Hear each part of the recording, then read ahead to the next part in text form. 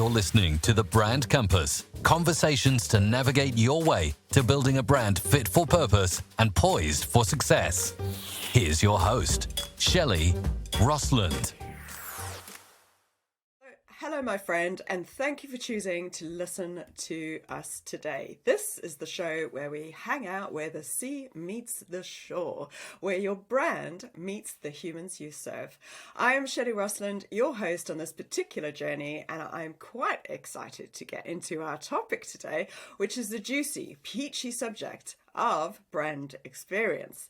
Now, that may sound like big business stuff, but really it's not.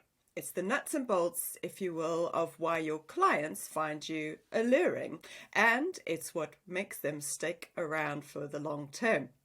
So there's a big part of brand experience for a micro business that's essentially a big old mix of old-fashioned relationship management, customer service, and a genuine care for doing the right thing and looking after people. And that's why I've asked my conversation companion today to come and join me. I'm really chuffed to welcome a fellow micro business owner to come and chew the fat with me on this one, and that is David Ventura. Welcome, David. Hey, 𝗘𝗣𝗜, thanks for having me on the show. It's the first time I've been called a conversation companion. I quite like that. That's nice. I'm going to introduce myself as that at new events. Hi, I'm your conversation companion today. Yes, companion for the day. So let me just introduce David so that everybody knows where David's coming from and how he's going to contribute to this conversation. So David is an author and consultant specializing in key account management and is a psychodynamic executive coach supporting driven chief executives seeking to enhance their personal and commercial relationships. He's worked across telecom, security and the hospitality sectors, and is especially fond of his time spent in the entertainment industry. He spends his time sharing the virtues of building profitable partnership-based relationships through active listening, flexible thinking, and planning key emotive moments into experience journeys. David's married to 𝗧𝗛𝗏 and his two gorgeous sons who keep him out of trouble at home. So welcome, David. Whee! Thank you. Keeping me out of trouble. Keeping you out of trouble or in trouble? Not terribly sure. Either or and the same. They're not mutually exclusive, I feel. No, you're a very brave man. So shall we kick off the conversation first by asking you a little bit about what fascinates me every time I meet an entrepreneur is going like, what happened to you that you jumped the employment ship? Like, how did you start this journey of owning your own business? Yeah. Well, that's a nice way of putting it, actually, jumping the employment ship. I'm not sure I was ever...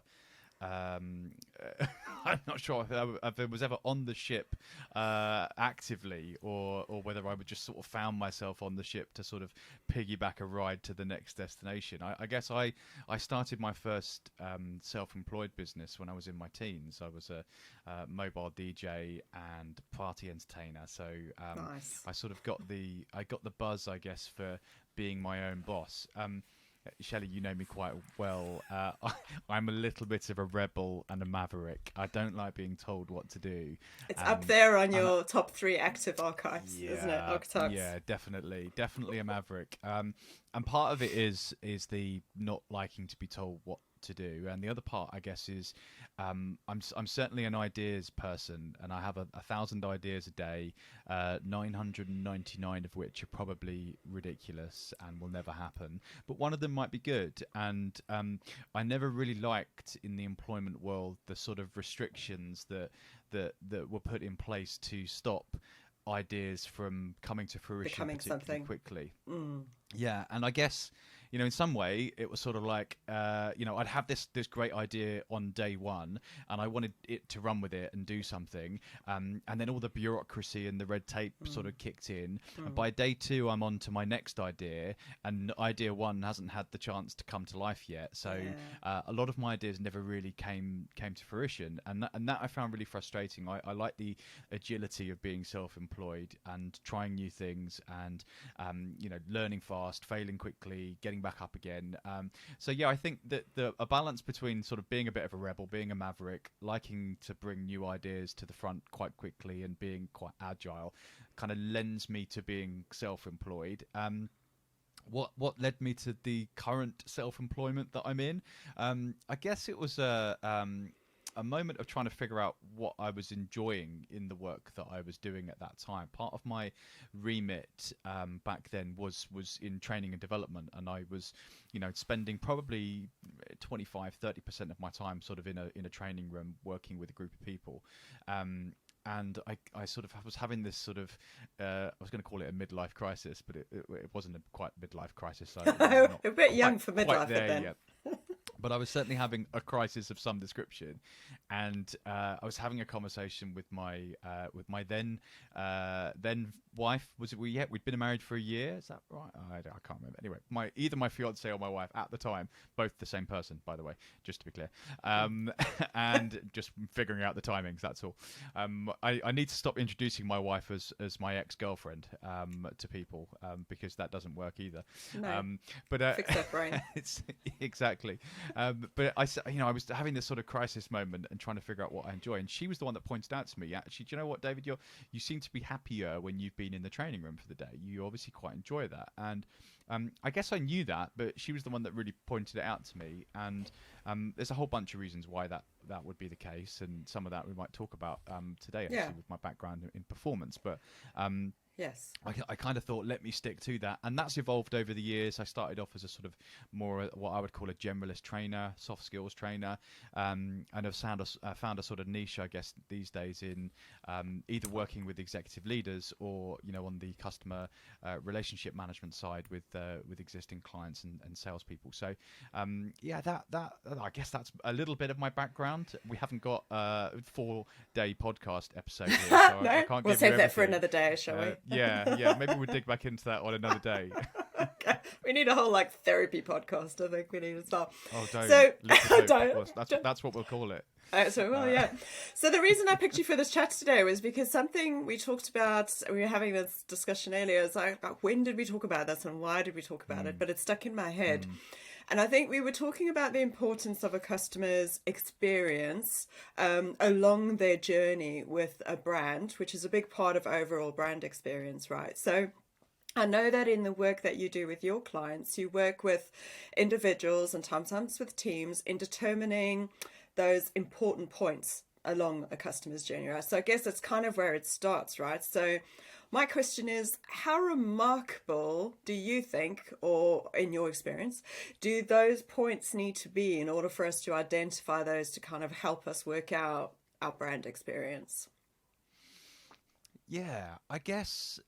So remarkable is a good word to use, actually, because a moment that is remarkable in the literal sense is worthy of remark. In other words, other people might tell other people about it, and that's word of mouth marketing is the oldest and still probably most powerful form of marketing that there is out there. And if you can create a moment within your customer experience that is remarkable in the true sense of the word, then why wouldn't you do that? I suppose does every moment need to be remarkable? I would say no. That's my question. I'm not sure. Yeah, and I don't think it does. And the reason I don't think it does is you don't tend to tell people about the stuff that you expect and the stuff that just has to happen as part of a customer fulfillment journey, and yet those moments are not any less important. So I guess there are some moments in your customer journey that I would say would be nice for them to be remarkable and for people to talk about. And there are other moments that you don't necessarily want people to be chatting about, or that they don't need to be chatting about. And that doesn't make them any less important, and it doesn't mean that we don't have to think about what they feel like for the customer. I guess an example of that would be, just a meeting invite coming out to you. That's a nice touch point, Yeah. How often in your business? Touch point's a good thing to remember. Yeah, as a type of I think it's just where the importance lies, isn't it? From the business perspective, there'll be some points along that journey that are important for you as a business to be demarcating, if you like, to know that you're progressing or you're moving a customer along. But the bits that are quite good feedback for you as a business owner are the bits that are important or meaningful or remarkable from a customer's perspective, so that you know about them at the very least as well. Yeah. Well, again, and thinking about it, about what's important and who is it important for. So, we alluded to this, but my background prior to working in the business world was in the entertainment world, and Yeah. I used to be entertainment manager for holiday park companies, cruise ships, latterly nightclubs, and for me, I guess all of that work was based around putting on a show, putting on a performance, and thinking about my audience. And that's why, for me, so the transition into the business world was quite straightforward, because I see my clients as an audience and what I do as a show. This is bit I wanted to get into, right? So now we're going to you're going to transfer this knowledge for everyone listening who runs a micro business, who runs a service-based business. I want them to think about themselves as putting on a show, putting on some kind of performance. So I want you to kind of talk them through how that crossover would help for them. Yeah, well, let me rewind back then to something I learned. Well, in fact, two things I learned really, really early on in my entertainment career. So first of all, I should say that at the time that I learned this, I just turned 19 years old, right? So I was a young person with very little, if any, sort of business experience. So all of my experience had just been either as a student or part-time jobs, and my little disco and entertainment business Here on the and side there, where I was bits doing here and parties there. and things. Yeah. So I'd never worked in an office. I couldn't think of anything worse than working in an office at that time. I was just trying to make a quick buck and do things that I enjoyed. And I got this job as an entertainer on a holiday park, and I turned up for my first day, and I'd got the job on the premise that I was going to be a sort of DJ host. That was my sort of skill set, so I wasn't a singer or a dancer. It's almost like a compare, like that kind of moves the experience through. Yeah, absolutely. And DJing, and if anyone's ever been to a holiday park in this country or abroad, DJing is your filler, and as much as it might be the sort of end of your night where you're listening to the big tunes, actually every time there isn't anything else going on, there might be a sort of DJ break where you're listening to music. So for me, there was a real element of, that's my skill, that's what I'm here to do. And I turned up on sort of day one, and with my case of music in hand, my cases in those days, because it was all CDs. I had loads of cases of music, and I said to my then entertainment manager, right, where do you want me? I'm here to DJ. I'm here to do it. And he was like, no, you're on PR duty. That's what he called it, PR duty. Oh God. And I said, this is me, 19. What's PR duty? Like, what do I do? And he basically looked, and there was, I don't know, maybe 200 or 300 people in the audience that night, dotted around on little tables around the club room. And he said, you just need to go and talk to them. Like, just go and have a chat, sit down with them, and just find out if they're enjoying their holiday, where they've come from, what the kids' names are. And I was like, in my head, I'm thinking, you've made a mistake. I'm here to DJ. I'm not here to go and make friends with people in the audience. And what I very quickly realized is that actually that was the biggest, I'd say, the biggest part of the entertainment program on a holiday park in those days was the rapport you built with your audience. And then it didn't matter. It didn't matter what you did on stage. I mean, there were some nights where, a cabaret act perhaps is stuck on the motorway somewhere and isn't going to get to us on time. So we got to fill an hour time. And you would just go, do you know what? I've got a backing track. I'm going to go and sing a song. Was I a singer? No. Did it matter? No, because I'd put the legwork into getting to know my audience. And I could have got up there and told knock-knock jokes, and they would have probably found it funny because it was someone that they knew on stage that they'd built a relationship with. And so that was the first thing that at the time it didn't. I don't think I fast forwarded in time and click that's you do that in business. And yet, looking back on it, I think that was like the first fundamental lesson that I learned in business, that actually building rapport with your audience or your client base, your customer base, is the building blocks to whatever you choose to do next. So that I think was the first thing that got me thinking of business as a show, as a performance, and then the other thing that again, when I started that job, about 2 or 3 weeks after starting that job, we had whole company team training. So every park that was due to open or had already opened, all of the entertainment teams went to a central location, and we had a week-long training session where we were learning all the new things for that year. The showcasts were learning the new shows, and we were, just a whole big training event.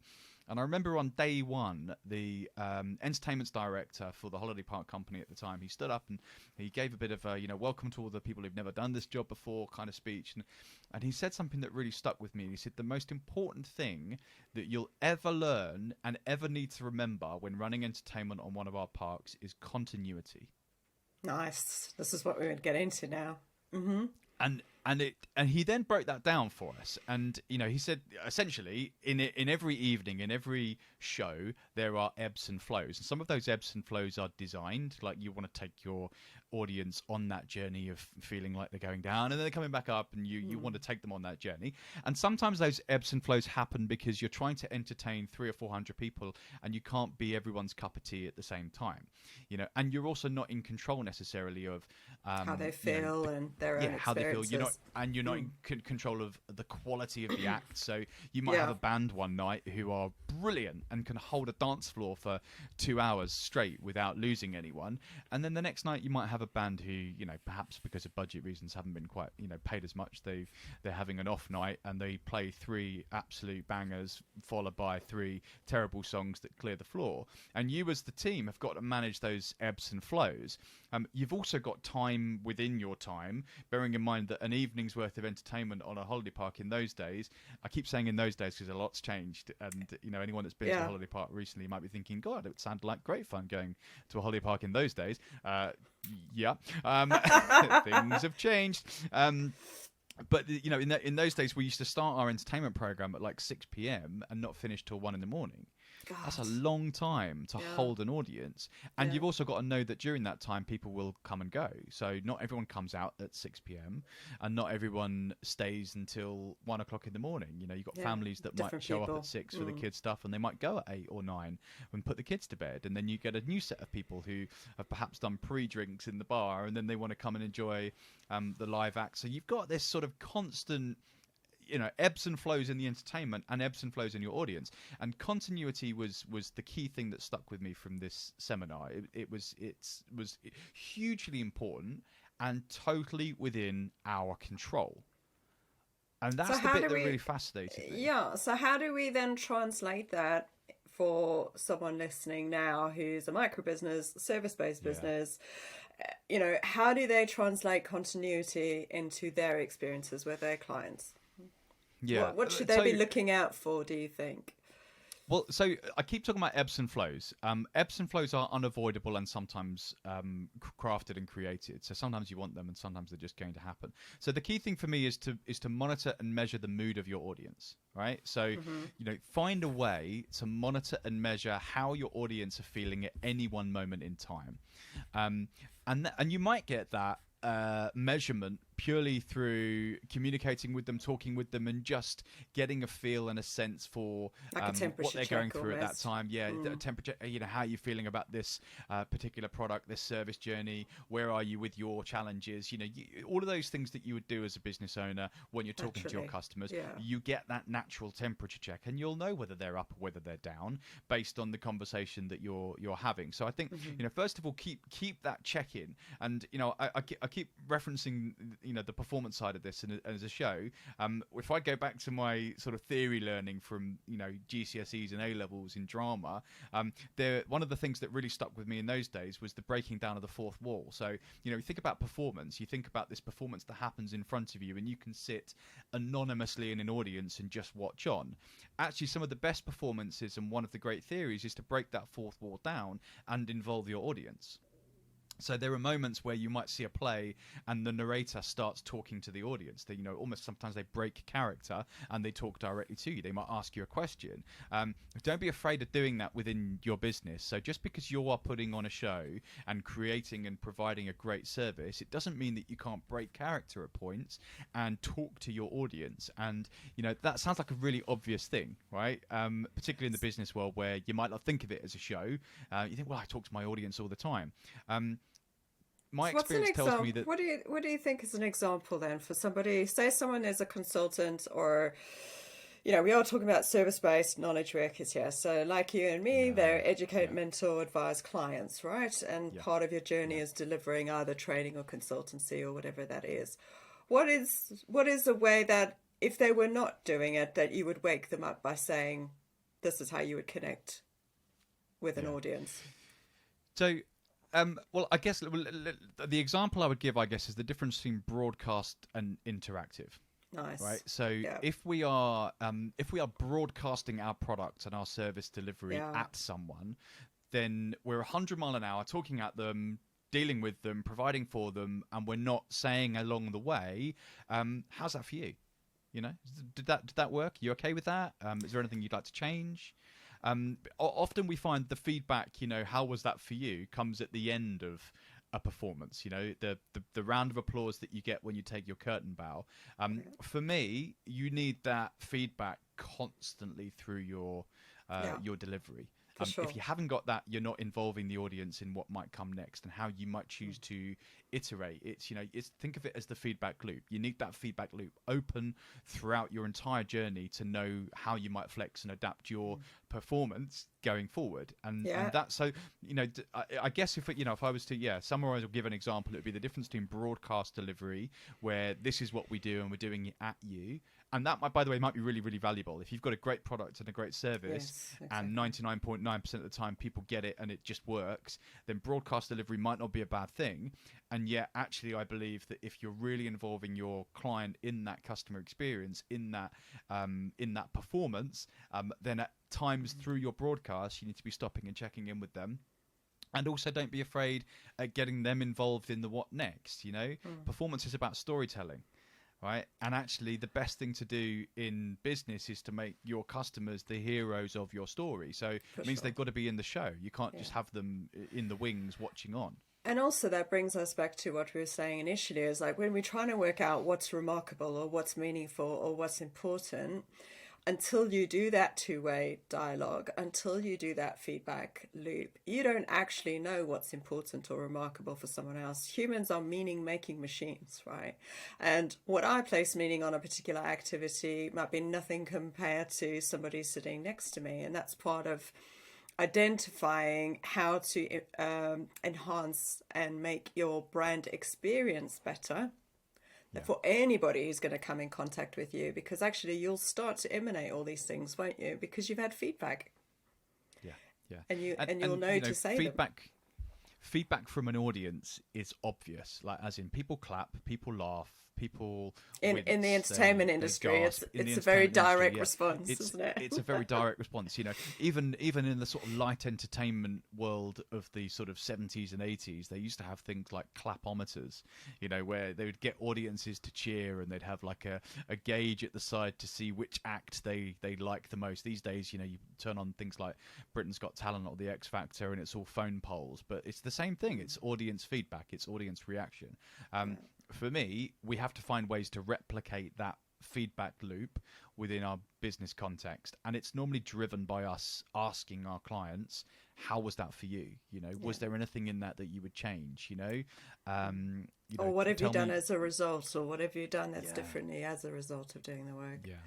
I suppose the other thing that was also interesting to me is these lulls, is planning for lulls where you've not lost someone or made someone really bored, but planning for and knowing. So we've talked about the moments, but maybe it's these moments in between. Maybe we can just talk about those planned spaces. So the thing about a lull is you've got to decide what you want to happen in it and what the purpose of the lull is. And for me, so the purpose of a lull could be to have your customer reflect. Like, so there are so many people that are, you know, from a learning style point of view, reflectors. And if you were to ask them, how was that for you? They might not have a direct answer for you straight away. They might need a few moments, a few hours, or even a few days sometimes to reflect on that. So sometimes the lull is reflection lull. Actually, we want to give them a bit of space for them to think about things. So, you know, is that the purpose of the lull, to reflect? The other thing, I guess, and again, I'm flipping between entertainment world and business world here a little bit. No, that's good. Back and forth is good. Yeah. One of the things that, again, stuck with me from my time on the holiday park. So at the time I won't mention them by name, but we were owned by one of the largest holiday park companies in the UK, right? And they just bought the brand. So the brand that I worked for had just gone through an acquisition. It had just been purchased, and they were a lot lot of changes coming in that were directed by corporate, directed by head office. And one of the changes was something that they called bar breaks. So, you know, someone at head office in accounts had gone, right, if we factor We need to sell more alcohol. yeah, if we factor in lulls in our entertainment program, people will get up from their chairs and go to the bar, and therefore we'll make more money on the bar, right? Now, that sounds like a really commercially astute thing to do, right? It sounds like a great... As an entertainment manager, I felt like someone was cutting off one of my arms. It's like your lifeblood, yeah. Yeah. You're telling me to kill an atmosphere in the room just so that people can go to the bar? Like, what is that? And, you know, we argued the toss on this. We you know, we and a few other parks really rallied against head office to try and stop this from happening. And unfortunately, we didn't win the argument. This was a mandate from head office. You have to include these bar breaks. So the way in which we dealt with them is that we pre-recorded bar break music. Right, so the whole idea was the room changed state, right? So, and it was for 15 minutes, like every couple of hours, there'd be a 15-minute bar break, right? So the room changed state. So the lighting changed. It stopped from high energy sort of dance music to sort of lower level volume music. The house lights came up a little bit, and there was, like you would have in like in a theatre, theatre, an interval, right? Yeah. And what we chose to do with those pre-recorded, because we could have just put background music on and just left it at that, right? But we chose to change the state through the atmosphere in the room. We started pumping dry ice and smoke onto the stage to suggest that something was about to happen next, right? So visually, we were giving our audience a cue that something was going to happen next. And in and amongst the music, we were dropping adverts, pre-recorded adverts for entertainment that was still to come that night. Right, so we were following the orders of no DJ, don't speak, don't perform, don't entertain, don't act, don't do all these things, just send people to the bar. And yet what we were doing was putting on some music that said, you know, don't forget to get your drinks in at the bar during this bar and break, come back quickly, and come back quickly because soon, you know, coming up soon or later on tonight, we've got this show and we've got these people, and we had all that pre-recorded. So again, it was no live interaction, and also during that time, everyone went on PR duty for 15 minutes. So the whole crew, all the entertainment crew, all 7 or 8 of us went straight out into the audience to check in with people and see if people were having a good time, right? So I think that there are so many things that you can achieve in those lulls. The worst thing we could have done, so if we flip it on its head and say, well, what's the worst thing that we could have done? If we were following the directive, we could have just put the house lights up, cut the music, cut the lights, let everyone go to the bar, and we all go backstage and have a break for 15 minutes. And hope to goodness everybody comes back afterwards. Exactly. A, you're hoping that everyone's going to come back. B, you haven't got the chance to get any feedback from your audience or your customers because you're not talking to them. And, you know, so the two things. So I think in the business world, those lulls are, you know, I've delivered a service. I've had a chat with my client 3 or 4 days ago. I'm not going to speak to them again for another 2 and 3 weeks. During that time, there's a lull. Like, what am I doing to keep in contact with them during that lull? What am I doing to remain front of mind, front of focus during that lull? And what am I doing to signpost what's going to happen next during that lull? So if at the end of a call with a client I've said, let's talk again in 2 weeks time, and we even set a date, like in that 2 weeks, what am I doing to check in with them to re-inspire them and reignite that excitement about the call I'm going to have in 2 weeks time? Yeah. So an example for somebody listening I'll give is by running my program, what I'll try to think about is, and not just pre-make this up because I try to do it while I was building the program and starting my beta group, was to put myself in the shoes of the participants to go, okay, if I was starting a big chunk of business development work like this, how would I be feeling right now? Like, what kinds of questions would I be having? And at the beginning, I had to just do it all from what I thought. But then I managed to, like you say, do those feedback loops and then realize that, okay, yes, some people were feeling those things, but they were feeling other things. Then I could make sure that when an email would go out and go, okay, next call is going to be da-da-da, or this is what you need, get your stationery, get your pens together. Are you excited? Do you have questions? I was trying to think of the things that could kind of, like you say, fill those gaps, because I'm aware of the experience of being on the program is quite intense. So it's, you know, what can you do to almost prepare people, or send out a virtual hug or something, or even something in the post. Because what I'm also flipping between is everything doesn't have to be digital. Everything doesn't have to be in person, but you could send something in the post, like good old fashioned the lump factor as well. Well, yeah, I think you're right about the not everything needs to be digital. Like I'm a tech geek. I love a piece of technology. I love things that are digital. Yeah. And yet, actually, digital is broadcast. There's no interaction with digital. No. And we can make that broadcast really good. I mean, television and film is successful not because of its interactivity, right? So, we all tune into big programs that have been put together really, really well.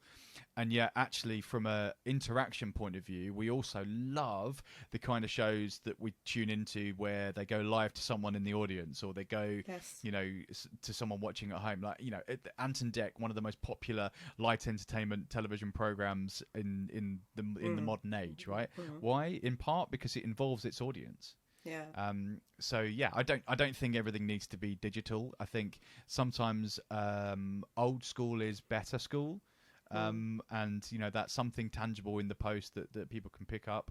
Talk about a virtual hug, go and give them a real hug, like knock on their door, give them an actual, don't freak them out or like stalk them or anything, but just knocking on their window at night going, hello, I wanted to give you a hug. And I think also it's just it also will make you stand out, I think, as a service provider, where you are mixing up those different senses as well, because all too often I've just seen too many service providers as well just go all in on digital, and it's like, don't forget that you are dealing with humans, who want to be heard, who want to be in on a conversation as well, and try and build that in. Human beings. Human beings, so God, it's complicated things. So I like to kind of I'll bring it to a close, because I know I've got other burning questions which I'm gonna have to save for another time, David. So like, you left employment in 2011, right? So that's how far back. I did double check this, and of course you've been on a roller coaster ride, much like many of us. We're in dips and troughs, and you start something new, you change and evolve.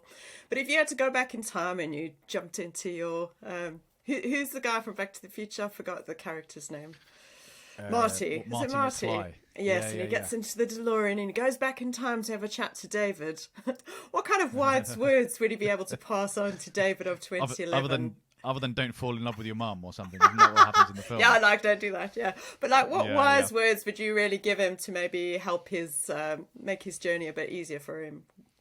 That's a great question. Wow, there's so much that you can learn, I think, from self-employment, and so many pieces of advice that you would give yourself that you only wish you had, and even if you'd had it, I wonder if you would have taken it. Like, you can be quite stubborn, I think, in the self-employed world, and not listen to good advice. So what would I tell younger David? Yes. I think focus on the things that energize you. Outsource the things that don't. One of the things I did quite early, and perhaps because my business was, was my time. So as a consultant, you're charging yourself out either a daily rate, an hourly rate, or whatever. It was quite easy to come up with a value and a financial value for what I thought my time was worth. Yeah. And that probably made like outsourcing decisions and budget decisions a lot easier. Because someone would say, well, this is going to cost you X for me to do it. And I would go, okay, well, if I did it, it would cost that. So that's cheaper if I get you to do it then. So that's good. Not everybody thinks that way, though. Yeah, no, you're right, and you're right, and I guess my advice to me back then would be to do that. Yes. I have that. I also think if I was to give myself one other piece of advice that I've only recently just started to take, that was a goal actually all those years ago, and has only really recently started to happen, is pick like a personal reward that you can give yourself for running your own business. So whether that business is doing well or not, like, you need to be rewarded for taking the risk in yourself. And the reward that I promised myself way back when was that if I'm going to work for myself, I'm going to get the choice to take time off to spend with my family, when my kids are off school and things like that. So I made a promise to myself years and years ago that I was going to take half terms off. I was going to take Christmas holidays off, that I was going to take the summer holidays off, and I was going to remember that actually the only reason I have a business and have a job is to fund a lifestyle that I want for my family, and actually my family are more important than anything else. Yes. So only really the last 2-3 years-ish I've done that, where I will take half terms off. I'll take summer off. So I get way more holiday than than I would if I was in employment. But let's just say it's not relaxing holiday. Let's just put that out there. It's not relaxing. Listen, with two terrorists, I mean children, an 8-year-old and a 5-year-old, there's no such thing as relaxing. But we're making memories, and we're doing stuff that they will remember. They will not know any different than, mummy and daddy were both off on holiday with us when we had school holidays, and we didn't have to, and I'm not suggesting that everyone has this luxury, because it's not that straightforward. I'm making this sound beautifully simple. Just take time off. It's not that simple. And yet that's the reward I'm giving myself for the long days, the sleepless nights, the working projects on a weekend to make sure that they're ready for a Monday. I make sure I reward myself that quality time off. And that's the personal reward I choose. Other people might choose different personal rewards. But also if you're your life, take the risk and be self-employed, have a reward.